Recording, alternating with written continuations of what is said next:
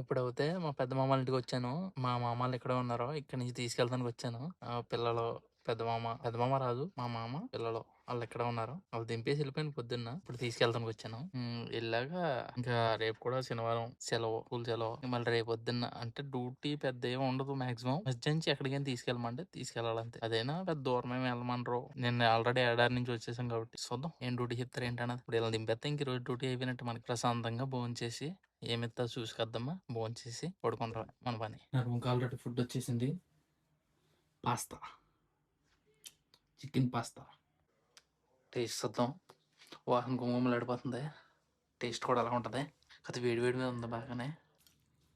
Chicken ముక్కలో పెట్టుకుని pasta పెట్టుకుని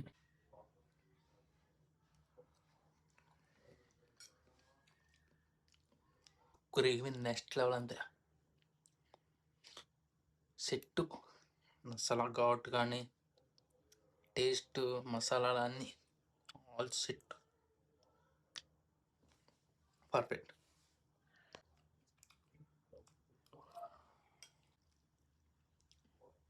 గ్రేవీ నెక్స్ట్ లెవెల్ అంతే, వేరే లెవెల్. వీడియో నచ్చితే లైక్ చేసుకోండి, సబ్స్క్రైబ్ చేసుకోండి. మరో వీడియోలో కలుద్దాం. ఉంటా, బాయ్.